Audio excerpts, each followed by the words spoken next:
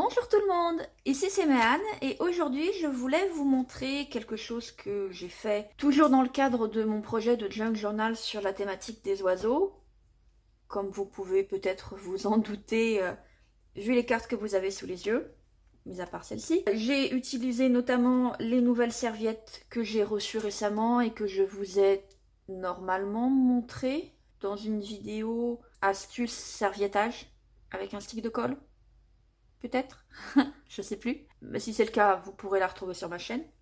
Elle est relativement récente. Et ce qui est chouette, c'est que pour une fois, je vais pouvoir vous montrer en fin de vidéo les éléments en conditions réelles, c'est-à-dire dans le junk journal, que je suis à deux doigts de terminer. Ça va faire un bien fou, je pense, de enfin finir un projet. Surtout que celui-là, je l'aurais commencé il n'y a pas si longtemps que ça. Enfin bref.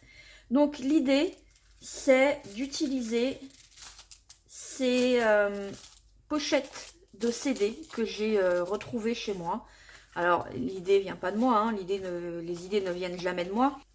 C'est quelque chose que j'avais vu sur plusieurs chaînes, sans doute, je sais plus. Je crois qu'à la base, en fait, c'était une chaîne qui vous montrait comment fabriquer des pochettes. Et moi, ça m'a rappelé que ces pochettes-là, j'en avais quelque part. Mais finalement, je les ai retrouvées. Et bien sûr, elles me servent à rien. Donc, autant les utiliser. Alors, elles sont vieillies d'elles-mêmes. Bon, je pense pas qu'elles étaient de super bonne qualité à la base. Donc là, on en a une toute blanche. J'en avais teint quelques-unes également avec du café. Alors, ça a tendance à faire un petit peu gondoler le papier comme toujours. Et du coup, forcément, un petit peu la fenêtre également. Mais c'est pas bien important, je pense. Et j'en avais également fait quelques-unes en rose avec du colorant alimentaire, puisque donc moi j'aime pas du tout l'avocat. Ça donne pas la même teinte de rose, mais bon, c'est quand même assez proche, on va dire. Donc voilà, donc l'idée c'est d'utiliser ces pochettes-là dans le cadre d'un junk journal où je colle le rabat ici à une autre page et du coup ça m'intègre une pochette avec fenêtre dans mon junk journal. Et je pense que ça va rendre très chouette. Forcément, pour ça, il faut faire des cartes qui vont être au bon format pour pouvoir être glissées dedans. Voilà, l'idée, c'est d'avoir quelque chose comme ça dans son journal. Hop là. Du coup, le format est important puisqu'il faut que ça rentre dans la pochette et il faut également essayer un petit peu de cibler ce qui va être visible à travers la fenêtre. C'est donc important que votre carte ou quoi que ce soit que vous mettiez à l'intérieur reste plat.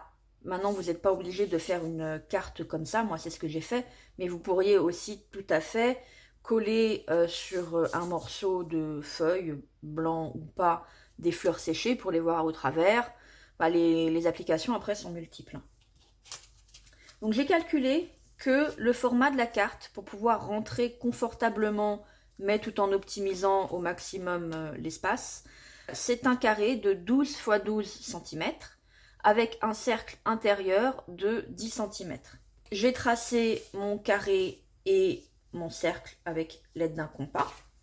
J'ai pour tracer le cercle avec le compas, j'ai tracé une croix en fait pour avoir vraiment le milieu de mon carré, pour avoir le milieu du cercle, poser la pointe du compas et donc découper. Pour découper le cercle, je me suis servi de cutter rotatif. Je crois que c'est comme ça que ça s'appelle, un cutter rotatif, que j'avais trouvé à Action il y a quelques mois maintenant. Et qui est, bah écoutez, ça marche plutôt bien.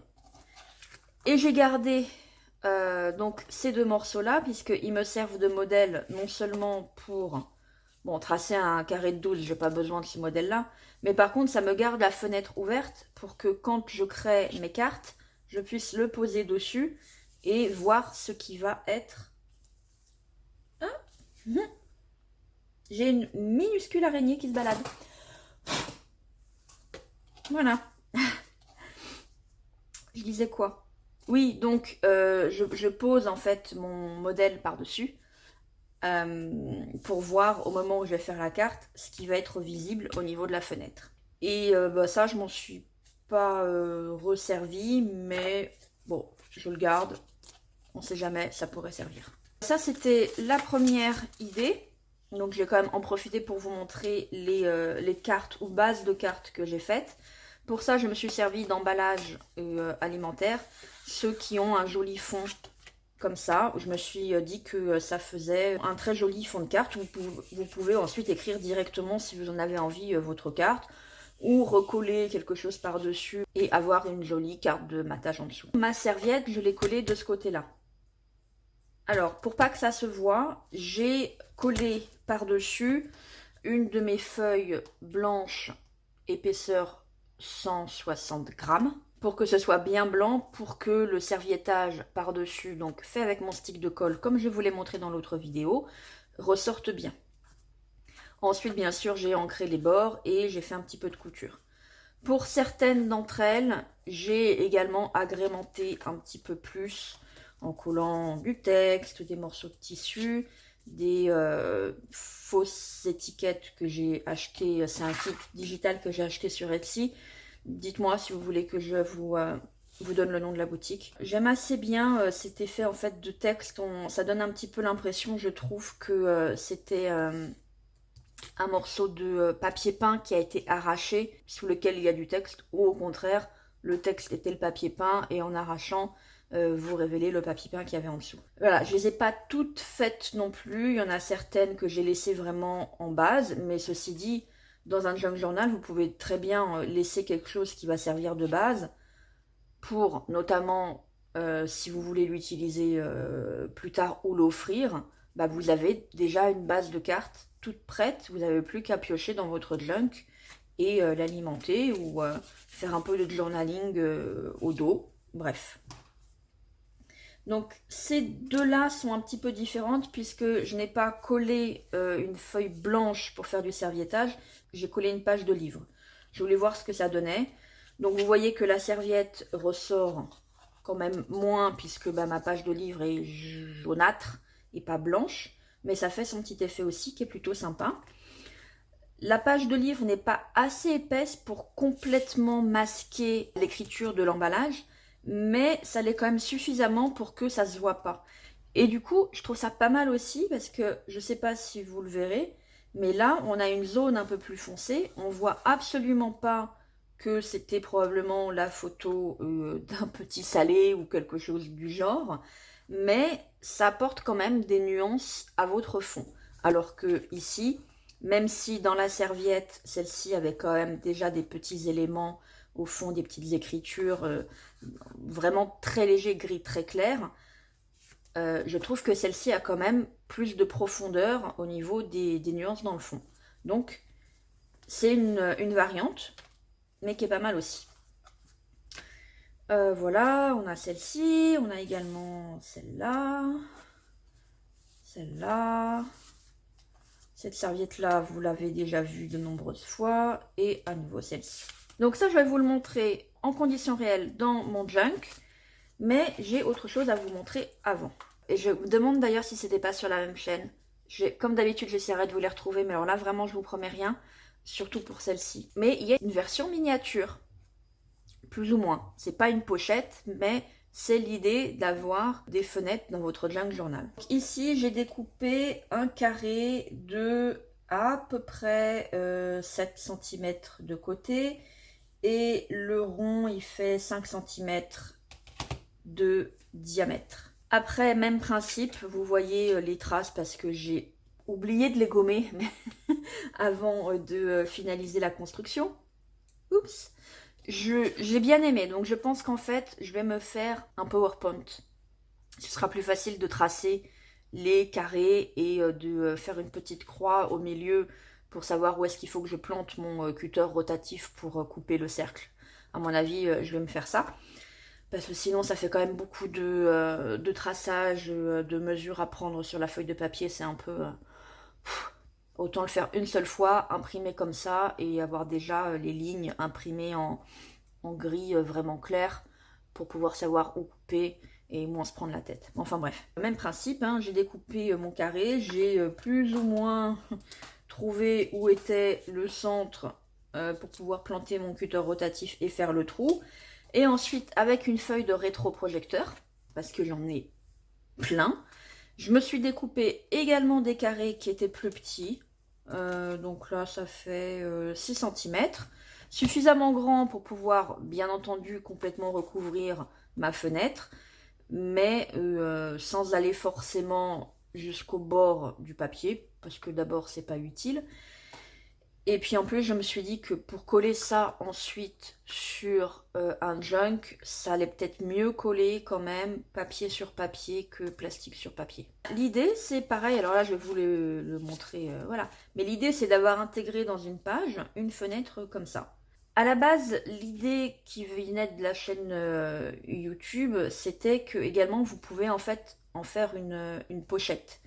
Quand vous collez sur votre page de junk, vous ne collez que ces extrémités-là. Et ensuite, vous pouvez, prenons ce tag par exemple, glisser votre petit truc à l'intérieur. Ça se voit dans la fenêtre, mais ça reste amovible.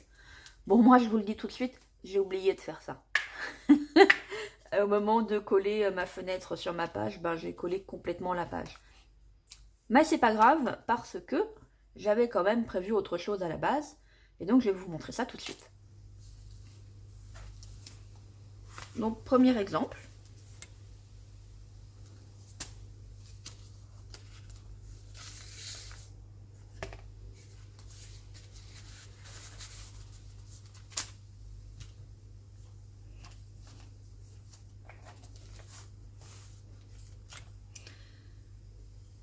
Un deuxième exemple.